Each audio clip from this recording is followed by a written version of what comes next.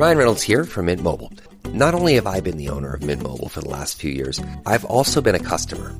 I don't know if you knew this, but anyone can get the same premium wireless for $15 a month plan that I've been enjoying. It's not just for celebrities. So do like I did and have one of your assistants switch you to Mint Mobile today.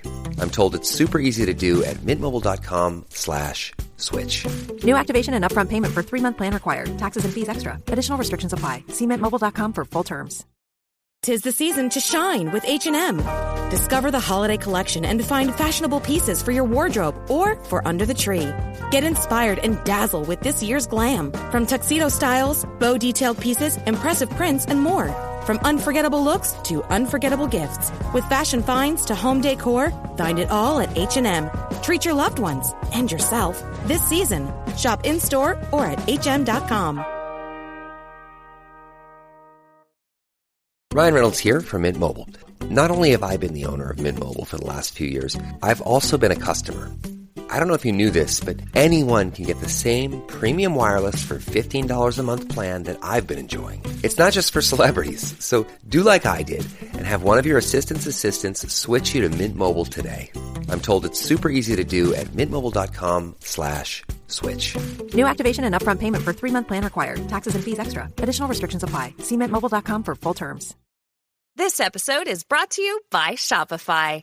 Selling a little or a lot? Do your thing however you cha-ching with Shopify, the global commerce platform that helps you sell at every stage of your business. Shopify helps you turn browsers into buyers with the internet's best converting checkout. 36% better on average compared to other leading commerce platforms. Get a $1 per month trial period at shopify.com/offer23. 'Tis the season to shine with H&M. Discover the holiday collection and find fashionable pieces for your wardrobe or for under the tree. Get inspired and dazzle with this year's glam. From tuxedo styles, bow detailed pieces, impressive prints, and more. From unforgettable looks to unforgettable gifts. With fashion finds to home decor, find it all at H&M.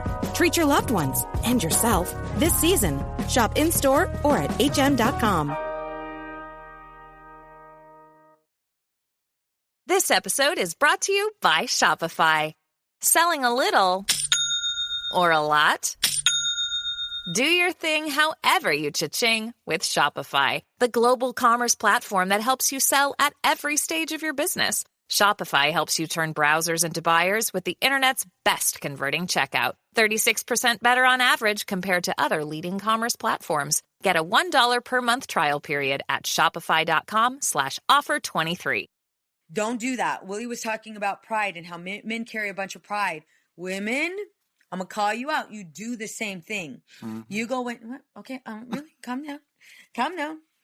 So women, you do the same thing, and I'll admit I do that too. And so it's bringing it back and recognizing, wait a minute. What do I want the end result to look like?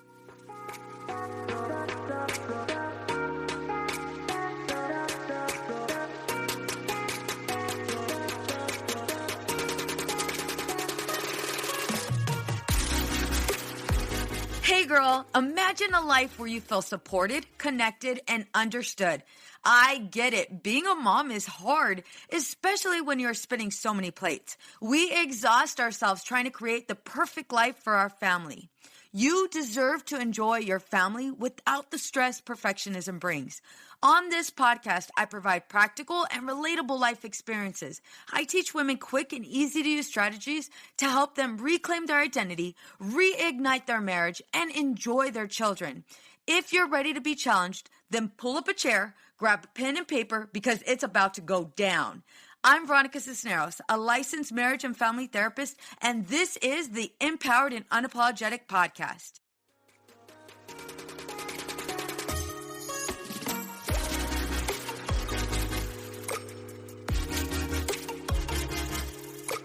Hey ladies, welcome to Empowered and Unapologetic. I'm your host, Veronica Cisneros.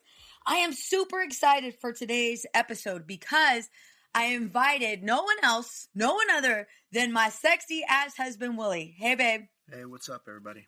All right, so today, I'm not going to lie. I don't know where this conversation is going to go. You probably are going to hear us argue.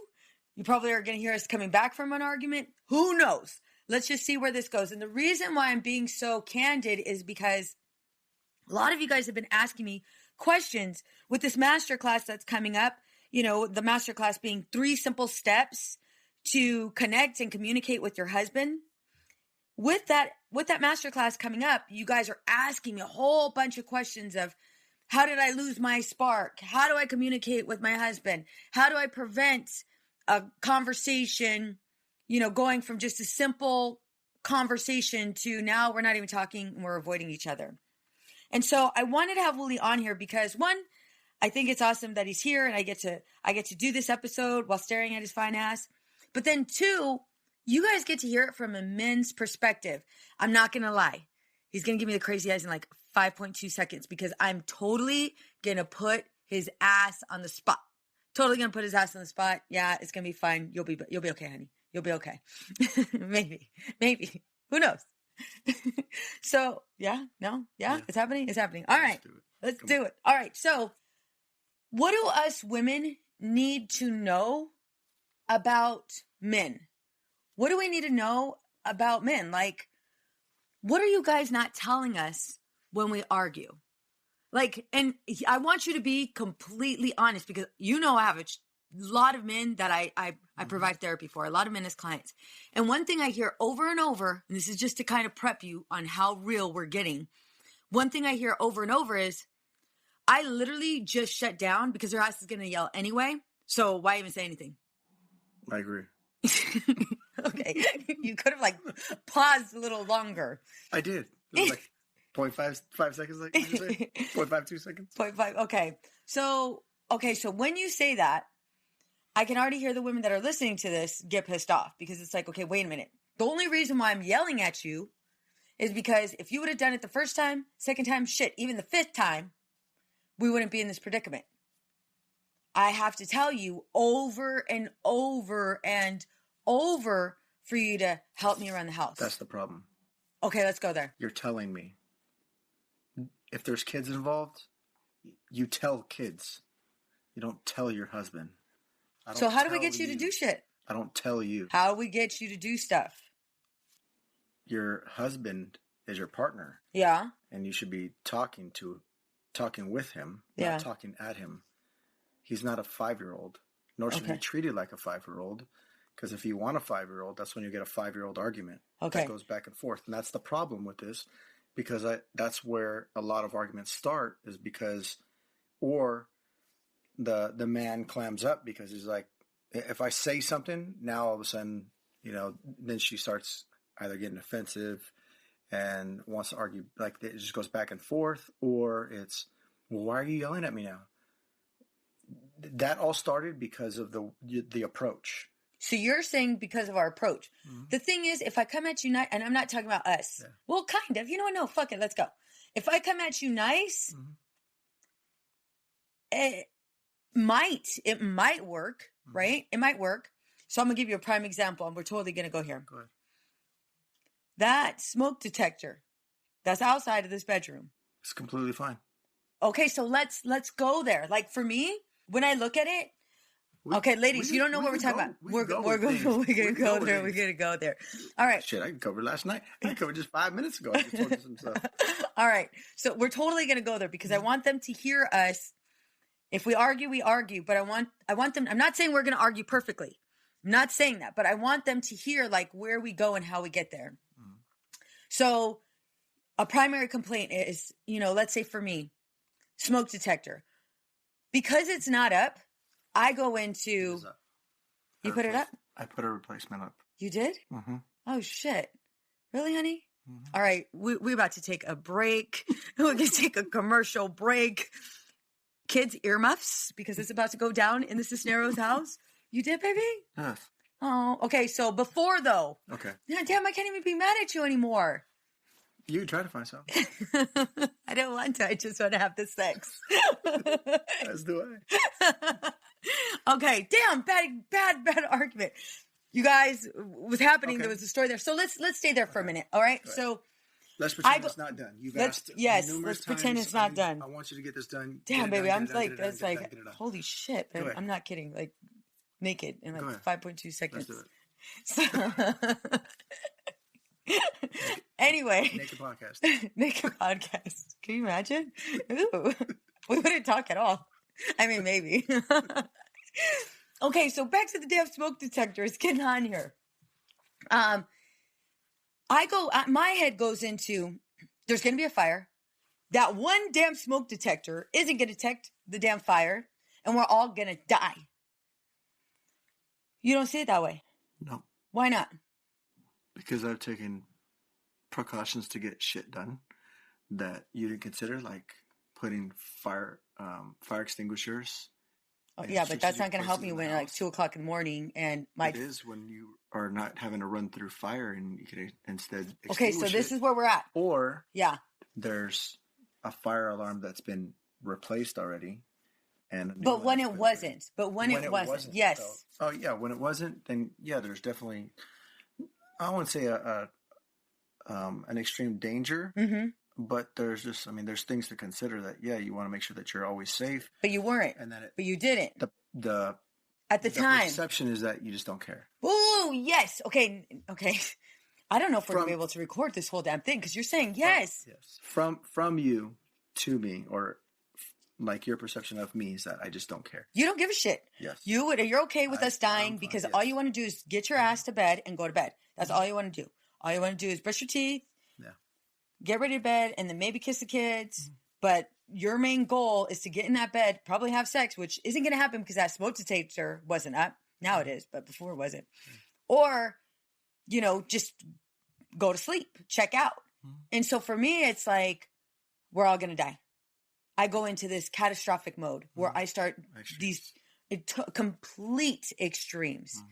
And so anytime I would walk up the stairs and see that damn smoke detector, I swear to God, I wanted to throat punch you. I'm just being honest, like totally being real. I wanted to throat punch you because it's like, dude, he doesn't give a shit about us. And at 10, 11 o'clock at night, believe me, I want to throw punch shit out of you too. Really? Why are you saying that for? What's going on? What did I do? Because that's when you're asking me to fix a goddamn fire. So that is the time when you're bringing it up, not earlier on in the day, like say if it was a Saturday. Wait a minute, would you really throw punch me? Like, no, I wouldn't. Okay, well, you better say that out loud because now we have domestic violence. Now we got a whole domestic violence case. No. But yeah, like when there's an opportune time to do it at an hour that is it's fitting to be able to do it at, when there's daylight, stuff like that. Yeah. Versus doing it when your husband is like half dead, ready to go to sleep, tired as hell. Yeah. Or even after coming home from a really long day of work. But that's when I remember. Then that's a problem. Let's go there. If it's not a priority early on, and if it's not like something that absolutely has to get done, it is a priority as soon as he gets home. Yeah. Well, then why can't you tell him at that time? Because I didn't see it. Then that's a problem. I didn't see it until when I was going upstairs, and I was like, okay, wait a minute, this guy. If it's that much of an issue, then make it an issue earlier versus waiting until the end of the day, and then it's just a lingering issue that's just one day turns into two turns into four, and so on, and it just continues to be this eyesore that you see right before you go to bed, or when you hear the chirping in the house, you realize you're on the second floor, and that chirping's coming from the first floor and the furthest part away from your house. And you're just like, screw it. I'm going to go to sleep with that damn chirping noise. That's how you are. Yeah, I'm like, screw it. I don't give a shit. I'll go to sleep with that. So help me understand. Because I know that we have other fire alarms in this house. And that's just one. And I could have done it earlier, but I totally forgot. And I got to get that done because it's bothering me too. You guys, I love that you said that. I will go to sleep with that because I am just, at that point, I'm just so freaking tired and exhausted. And I may do it just because I'm so irritated by the sound. If I'm a light sleeper, I may just go do it and take care of it. But it's those things where, how does the saying go? An emergency on your part doesn't constitute one on mine. Ugh, I hate when you say that. I love it because it's true, but I also don't like it. Yeah. So what you're basically telling me, because I want to make sure I understand it, it's not that you don't think it's a priority. You know it's a priority. Yes. However, it's not from my understanding, if that was the only smoke alarm in the house, that would definitely be an issue. Okay. So see, I'm glad we were able to have this discussion because for me, it is the only damn smoke alarm in this house. You know why? Because I don't hear the other alarms chirping or I don't see the other alarms disassembled. In that moment, I think my kids are going to die. My husband doesn't care. I should probably leave his ass. It's on right there. Why are you pointing it out? Why are you putting me on blast right now? Right. Okay, he's pointing out the one that's literally right over our room. And there is a fire detector in every single one of our kids' rooms, every single part of this house. This was one. Mm-hmm. So I have to admit, I let all of that fear and all of that distorted thinking, which is that catastrophic thinking. This is going to happen. This is going to happen. I let that get in the way to where it caused me to be angry at you and pissed at 11 o'clock at night. And so I got to that mode. But now kind of hearing what you're saying, it's like, you actually do care. Mm-hmm. You do care about us and you do love us. And it's so crazy because for us women, a lot of us, and I hear this with my clients, a lot of us forget that you actually care about us because we want you to care the way we care for you. And so can you say that again, what you said about your An emergency on your part does not constitute one on mine. Yeah. I'm going to tell you right now, like in the heat of the moment, don't ever say, I'm just trying to watch out for you. But like I can say another one. No, don't, you did enough. You did enough. But like. Fail to plan is a plan to fail. Really? Yeah. Okay. Now you're going into marine lingo. All right. So a failure. No, what did you say? I like try to the minute I hear it, I like literally it's trying to register, but it's like, no, it doesn't compute. Flesh it out. An emergency on your part doesn't constitute one on mine. An emergency on your part doesn't constitute an emergency on mine. Yeah. Would you say that this goes for things that I see as really important, but you don't see as important as I do? Yeah. Okay, because this is another thing. To me is perspective. It's all about perspective. Yeah, I agree. Because what you find is important or you're interested in or you want to get done right then and there is because that's what is important to you. Those are the things that are on your agenda and your priorities versus your spouse may have something totally different and wants, needs, desires, whatever it is. And so it's just being able to communicate those things to one another to say that, like, look, I know you have this going on, but we also have to get this done. Yeah. It's been like this for a while.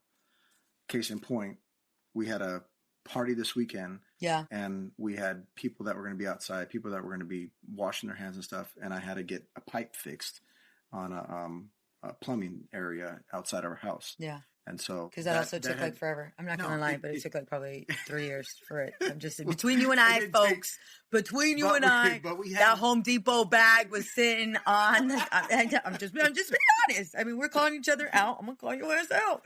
That Home Depot bag was sitting on the little cabinet with the receipts for like, I don't know, 6 months. I'm just saying pre-COVID. Pre-COVID. If you hear it, don't mind it.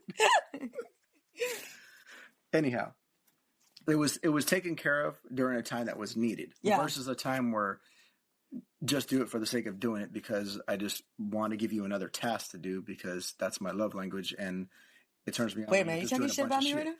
Is that That is my love language though. So, no, I there was a time to get it done and that was the time and it's done. It's completed. Thank you, Jesus. Now we can actually wash our hands outside. Yeah. We don't have Instead to walk. Of having to bring your hands outside. I don't have. That's like too far. It's like what am I trying? If I'm trying to get my steps in, I'm all about it. But if I'm not, I need to go outside, right, ladies? Moving on. So yes, my emergency isn't your emergency. Mm-hmm. Now, this is where I think. No, I'm not going to say I think. This is where I know a lot of women and men lose each other. So one thing that somebody said to me, and it was a male. And he said, men fear women leaving. So we'll wait until it gets so bad and we hear divorces on the table. Mm-hmm. Or we wait until it's so bad that she starts crying. Mm-hmm. Or we wait till it's so bad that she's no longer talking to me. Because we don't see it that bad. Yeah. Like, and I was You don't see it as bad as the woman sees it. Like, it's like women are very emotional creatures. Yeah. And men are not. Yeah. And so, like, a guy would be like, really, you're crying over that? Like, it's not even that bad, not that big of a deal. And then that turns into like, okay, now this is the norm. She's gonna cry over this, or she's gonna get upset about this, and then just blow it off. And that goes on day after day. Days turn into months or years, and eventually it goes where, look, I'm tired of this shit, and I'm ready to pack my bags and go, and we're done. And then it's that at that point that the man realizes, holy shit, this whole time she was serious. Yeah. And this was really bothering her. Now I have to take her serious, and I didn't know that it was this serious. Yeah. So it's just. How do you guys miss the mark? Like, because that's a big. So yeah, part of it is like you're blind to all the signal, all the things that are like indicating, all the indicators.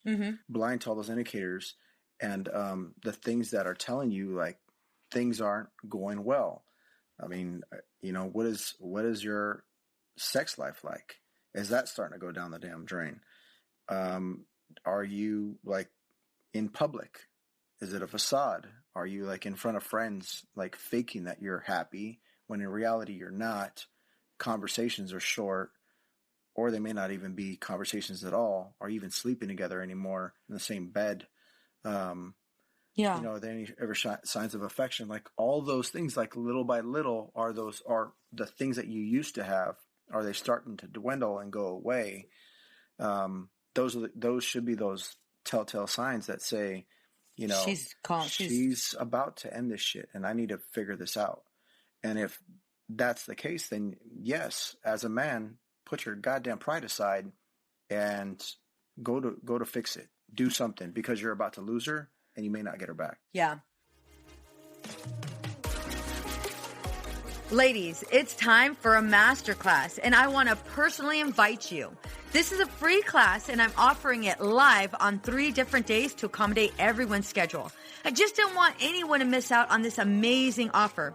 I see a lot of women get stuck in this loophole of attempting to be everything to everyone and spin all of these plates. Most of them are left feeling resentful, overwhelmed, and frustrated. They know they want something better, but they just don't know how to get it or even what it is. So I'm hosting a masterclass for women just like you. In this masterclass, you'll learn how to balance your own needs and family responsibilities without the guilt, how to shift your mindset so you're not so reactive, and how to check in and connect with your husband.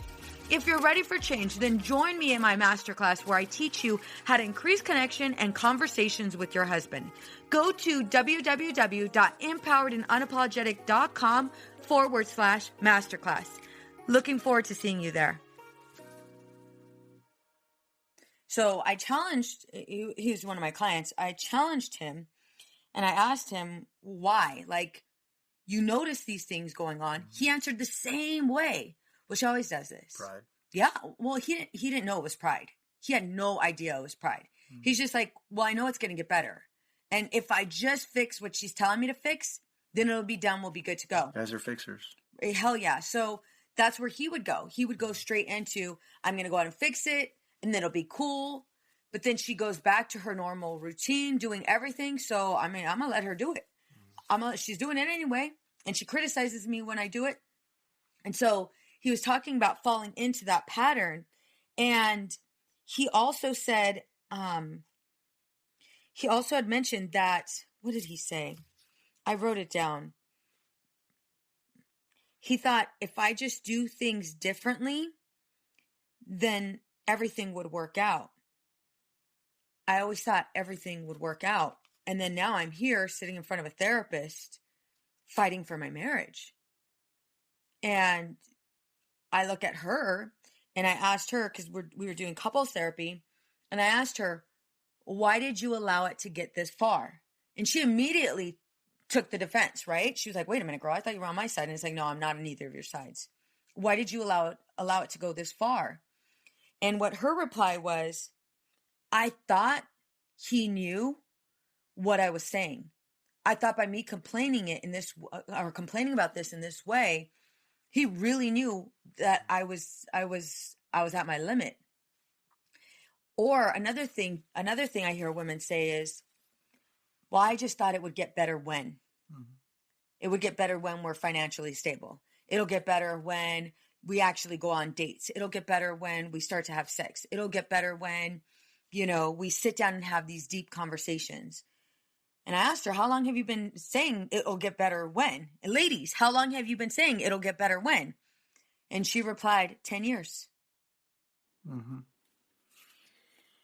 I'd say part of that is from both parties is perception and assumption. It's perception that things are going to get better, or that what's, a big complaint to you isn't a big complaint to me. Yeah. And as a man, it's, we can get over this. Yeah. We're going to be fine. Just she'll snap out of it. That's just being like, okay, seeing that their assumption that everything is okay. Yeah. It's not.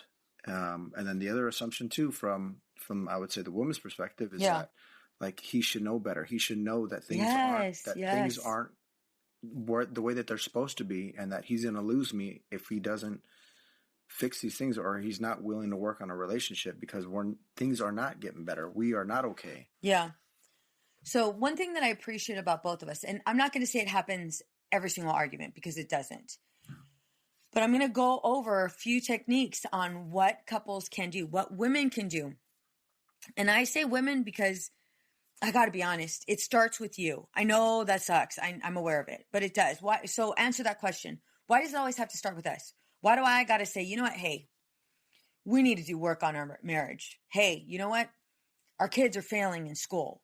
Hey, you know what? This isn't working. Like, why do we have to be the ones that seek out help? What's wrong with you guys? Why don't you do it? Be honest. I would say because guys, for me, it's not in a man's nature to say we need it. Like, if they're saying that, it's because it's too late. The men. Yeah. Where a woman is going to recognize those things early because they see love, I think, differently. Where most men don't even know how to show love or show, be romantic or do things like that. That, for them, it's all like some may not be the romantic type. So women are going to notice like when things are starting to go awry and where, they're no longer showing affection. Maybe there's indications of, they're starting to fall out of love with one another. Maybe there's assumptions of side relationships that are going on, or whatever. Like the like relationship for the man? is for either one that they're going in either direction. And the woman, to me, in my opinion, is going to be the one that recognizes those things and says something versus the guy. The guy may say, "Nah, we'll get over this. We don't need to do anything. I don't need to bring this up. We're going to be fine," and act like it doesn't even exist. So avoid. He'll go straight to avoiding. And I think still that's, to me, is all part of the level of pride and just the machismo. Yeah. Just a man's human nature, just trying to be macho and act like, being tough, and that we're going to be okay. Things are going to be fine. It's not as bad as you are making it seem. I think the other part from what I hear from men is it can't be this bad, because if it's this bad, then I'm failing. Yeah. And I don't know how many men that have come to my office that have been divorced before have said it was so embarrassing to tell my parents I'm getting a divorce. It was that bingo. Cause yes, every single guy that I've ever done, I've been in therapy with, they've all said that. Like, going up to my parents and telling them I'm getting a divorce is damn near like saying I totally screwed up in life and I'm a complete failure. Mm-hmm. And this next marriage or the next relationship, I don't even want to freaking think about, because I would say because most men are competitive. So it's like you that's see smart. it, I didn't think about almost that. like a game. Like it's you either win or you lose. You just lost. Oh. And, so seeing it in a competitive nature, like that you're relationship, that your marriage is, that you're losing this battle, is not going to be something that you're going to be proud to say or to own up to. I didn't even think about that. So I think that's I agree. That's part of it. Holy crap. I'm just being honest right now. I'm kind of having like this light bulb moment. I know men are competitive, but I didn't attach the two. And that's helpful for me when I'm meeting with men. I know that I knew there was pride. I knew that they really didn't understand what was going on with regards to emotions. And I knew that they wanted to just go straight to fixing. And because they didn't know how to fix it, they went to avoidance. Because I don't know how to deal with this, so I'm just going to shove this under the rug and pretend like everything's fine. Check out. And then check in when the air's cleared. But you're right. It is that competitive nature. And so they go straight into, we can't look at that right now. Keep on moving. You're crying. Let's go.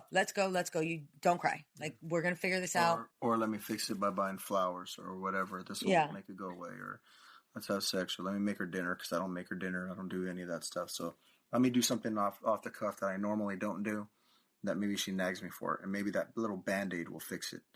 And those are some of the things that they'll try to do, like in a panic, just to think that maybe this will fix it. Yeah. And it'll be okay for a little while. And it may work for a bit, but then they start going back to their old habits. Yeah, their old ways. Oh my God, Because the win was, I got the wife. I have the trophy. I've already won. I have the marriage. The loss is at the end, when you realize you were never winning to begin with, and that you may have won in the beginning, but the relationship, a relationship isn't a sprint. It's a marathon. So you're constantly trying to, make things, you're mending things as they fall apart. You're trying to reinvent yourself and grow and learn with each other. That's so spot on. And so how can we alleviate this, right? How can we remove this altogether? And so how I usually do this in my practice, and then the people that I coach, is I teach people how to listen to understand. Because if you're able to listen to understand, you're actually hearing what the other person's saying.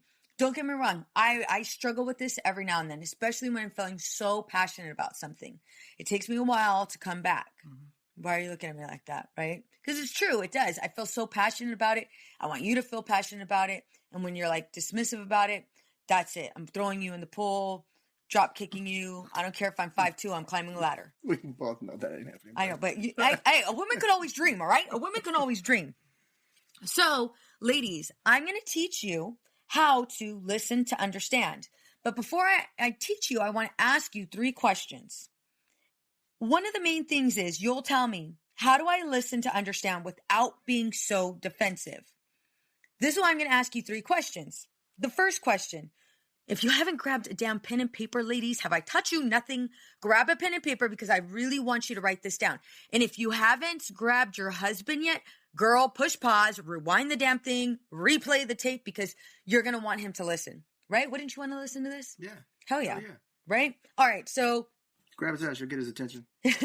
Grab his ass, really? That's all we need to do. Oh, that's what grab I do. Grab his ass and start walking, then he's going to chase you and think that there's something else more. And then he's going to vent with our voices. You're like, what the hell? It's a bull. You baited me. Damn it. All right, so question number 1.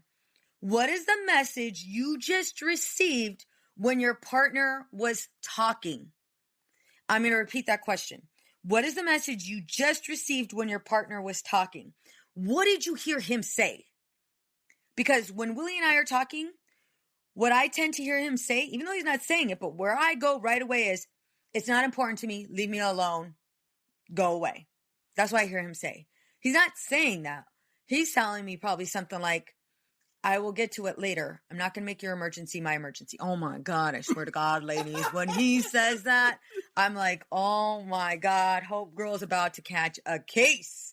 She's about to catch a case, because it's true, but I don't want him to say that out loud. Like, don't tell me that. So right away, it's like, oh God, dang it. He's using these words that I know is healthy, and I don't want to be healthy right now. I just want to scream at you.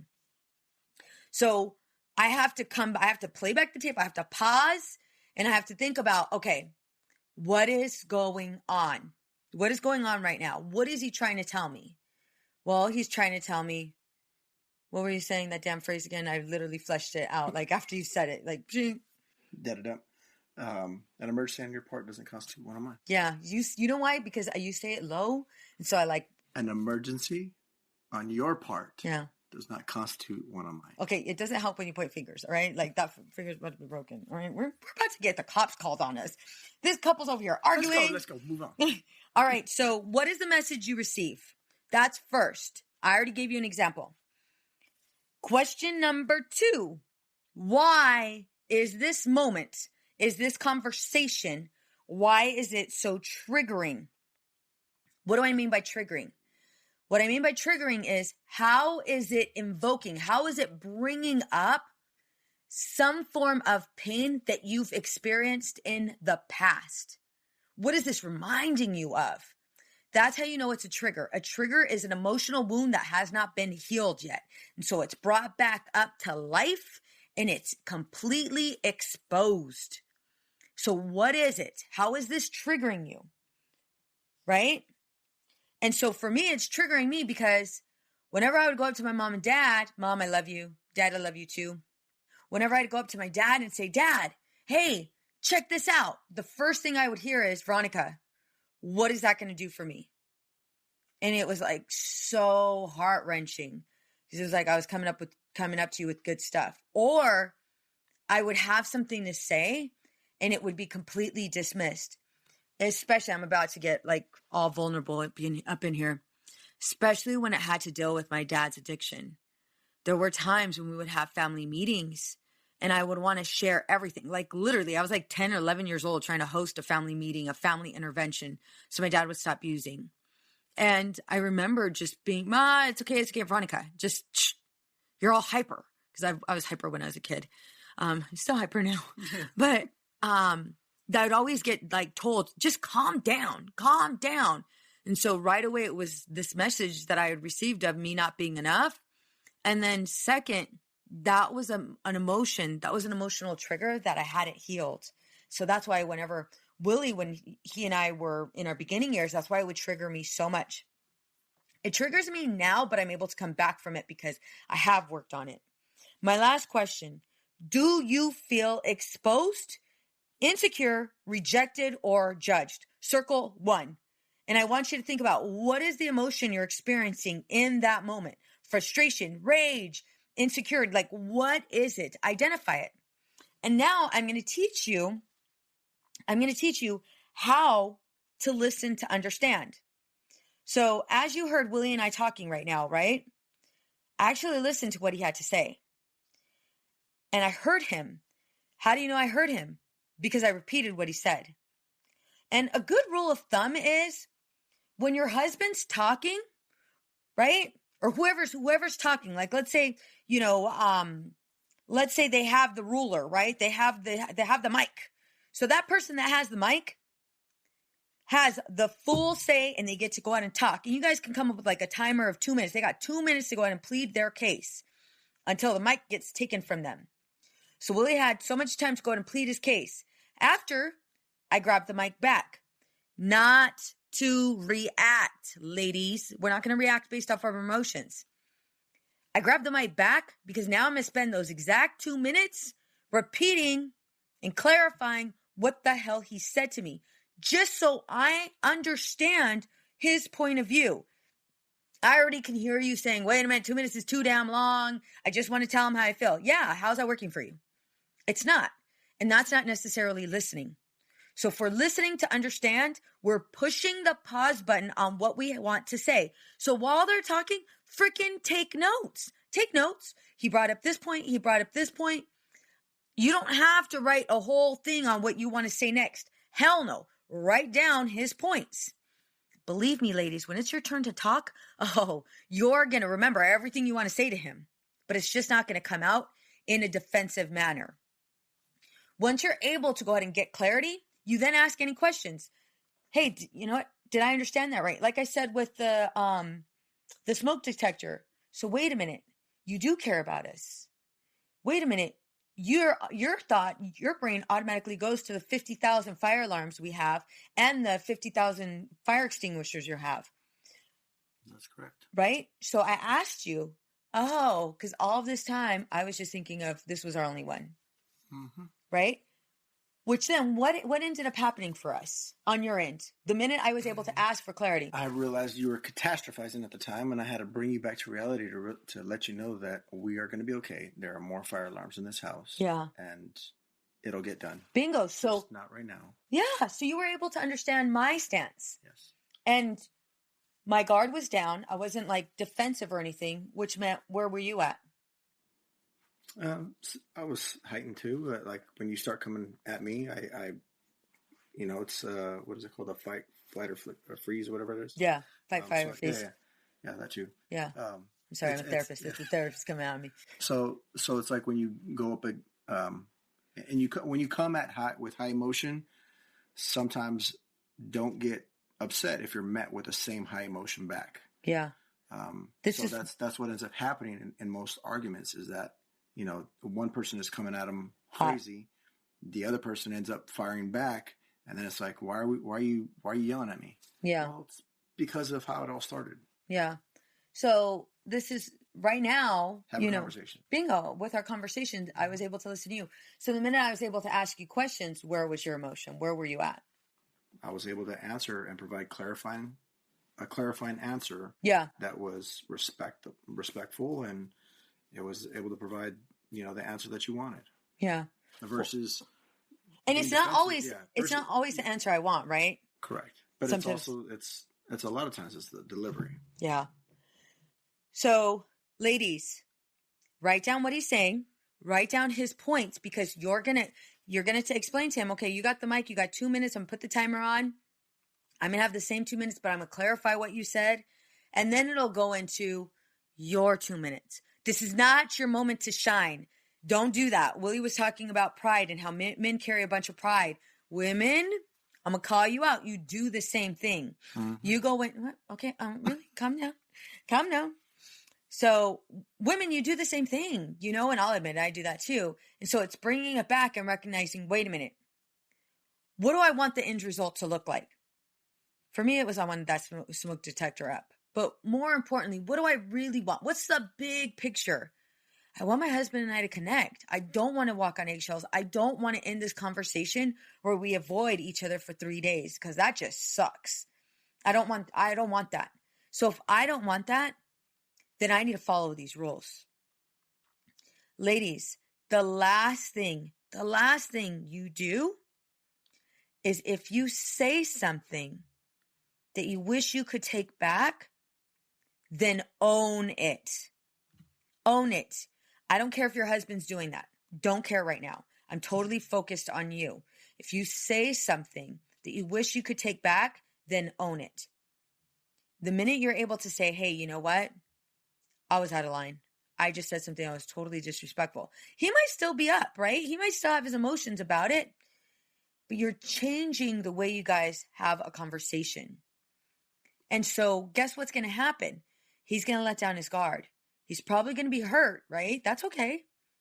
But he's going to be more inclined to listen to you versus doing what he does, which might be avoiding, shutting down, or just blows up just so he could stop talking. And then he goes to sleep and acts like nothing's wrong. We're trying to avoid that. So those are the rules to listen, to understand. Where you guys go from there? Give an example of how trying to do it, but passive aggressive, like maybe smart ass comments. What would a response sound like? So somebody that's trying to do this approach and go, well, I said it, but I also give a dagger. I also got. Okay, so I'm gonna give you one right now. I got you. They know, because it does happen. Yeah, I mean, I wasn't.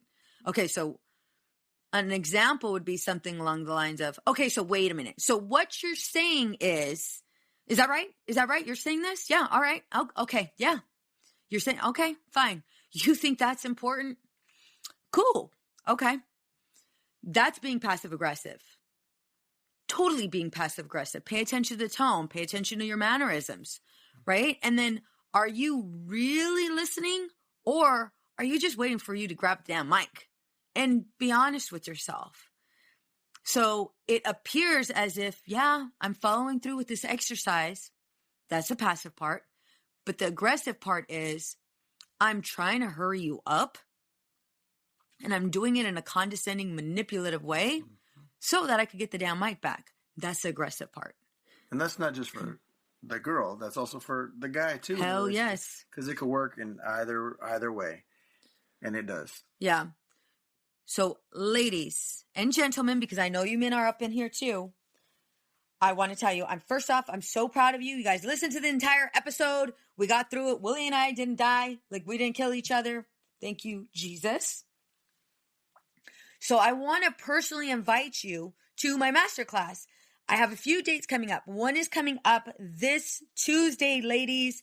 This Tuesday, we have our first masterclass, and that is on the 27th. Super excited. And it's at 12:30. I'm sorry, it's not at 12:30. It's at 1:30. I'm going to get my life together. It's at 1:30 Pacific Standard Time. I will be having another masterclass on Wednesday at 7:30 p.m. Pacific Standard Time.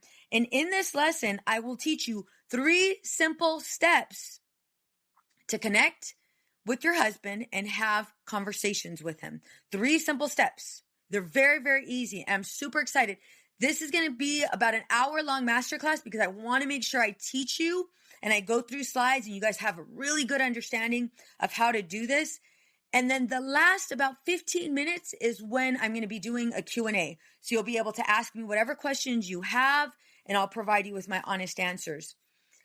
Question that I've been asked a lot is, can I invite my husband? Can he listen in? Hell to the yes. Invite him. It's going to be awesome. If whatever questions he has, guess what? I'm going to be answering those questions too. It'll be a helpful class for the 2 of you to take so we can start to build up that connection. Babe, thank you so much for jumping on here with me. Thank you. I'm going to jump on you a little bit later. Capitalize on that smoke detector. All right, you guys. Have a good one. Bye.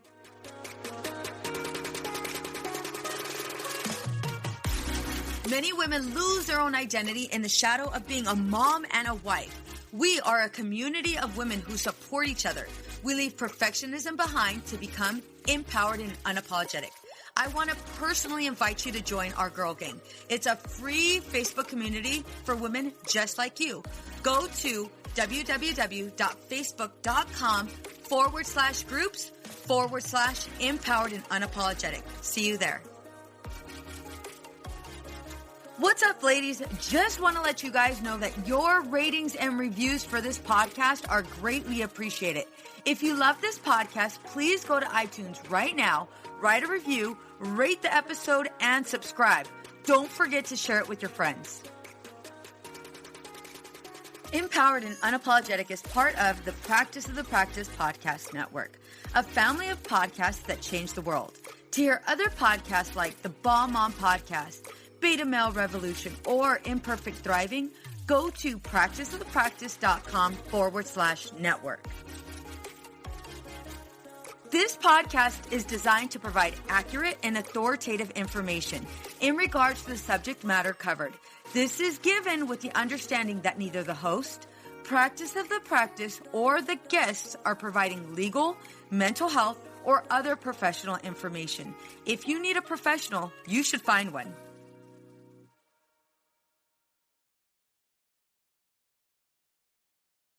Hey there, this is Casey McGuire Davidson, host of the Hello Someday podcast. I'm an ex-red wine girl turned life coach who helps busy women change their relationship with alcohol. I spent 20 years climbing the corporate ladder while drinking a bottle of wine a night to unwind. In the Hello Someday podcast, my goal is to teach you the tried and true secrets of creating and living a life you don't want to escape from. Each week, I'll bring you tools, lessons, and conversations to help you drink less and live more. I'll teach you how to navigate our drinking-obsessed culture without a buzz and how to turn the decision to stop drinking from your worst case scenario to the best decision of your life. You can find new episodes of the Hello Someday podcast every Thursday, wherever you listen. And I hope you check it out.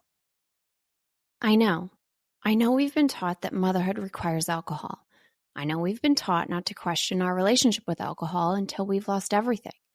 And I know we've been taught that if we do dare to examine our relationship with alcohol, we need to head straight to AA and declare ourselves an alcoholic who is powerless to alcohol forever. But what if all that isn't true? That's definitely not my story. I'm Suzanne, the host of the Sober Mom Life podcast. I'm an influencer who stopped drinking in January 2020, and since then, I've been telling the truth about motherhood, influencing, alcohol, and sobriety. If you suspect deep down that glass or 3 of wine at night might just be making motherhood harder, well, you're right. Come and join me as I chat with other sober and sober-curious moms. Let's laugh, cry, and normalize sobriety together, all while we reheat our coffee for the 4th time today. Addiction impacts all of us. Addiction's consequences run through all of us. From ourselves to our loved ones and through our communities, addiction creates so much loss and grief. My name is Dwayne Osterlin, and I'm the host of the Addicted Mind podcast, a show featuring personal stories, expert guests, and vital information about addiction and addiction recovery. We'll talk with leading treatment providers to discuss the latest research and treatment options for this devastating disease and advocate for mental health awareness. We discuss topics like the importance of creating a community of support, to helping loved ones, to some of the latest research on psychedelic medicines. The Addicted Mind podcast has been about creating hope, listening to stories of many amazing people that have overcome addiction and are thriving. If you or a loved one is struggling with addiction, subscribe to the Addicted Mind podcast wherever you get your podcasts, or check out theaddictedmind.com. New episodes every Monday. See you there. Addiction impacts all of us. Addiction's consequences run through all of us. From ourselves to our loved ones and through our communities, addiction creates so much loss and grief. My name is Dwayne Osterlin, and I'm the host of the Addicted Mind podcast, a show featuring personal stories, expert guests, and vital information about addiction and addiction recovery. We'll talk with leading treatment providers to discuss the latest research and treatment options for this devastating disease and advocate for mental health awareness. We discuss topics like the importance of creating a community of support, to helping loved ones, to some of the latest research on psychedelic medicines. The Addicted Mind podcast has been about creating hope, listening to stories of many amazing people that have overcome addiction and are thriving. If you or a loved one is struggling with addiction, subscribe to the Addicted Mind podcast wherever you get your podcasts, or check out theaddictedmind.com. New episodes every Monday. See you there. I know we've been taught that motherhood requires alcohol. I know we've been taught not to question our relationship with alcohol until we've lost everything. And I know we've been taught that if we do dare to examine our relationship with alcohol, we need to head straight to AA and declare ourselves an alcoholic who is powerless to alcohol forever. But what if all that isn't true? That's definitely not my story. I'm Suzanne, the host of the Sober Mom Life podcast. I'm an influencer who stopped drinking in January 2020, and since then, I've been telling the truth about motherhood, influencing, alcohol, and sobriety. If you suspect deep down that glass or 3 of wine at night might just be making motherhood harder, well, you're right. Come and join me as I chat with other sober and sober-curious moms. Let's laugh, cry, and normalize sobriety together, all while we reheat our coffee for the 4th time today.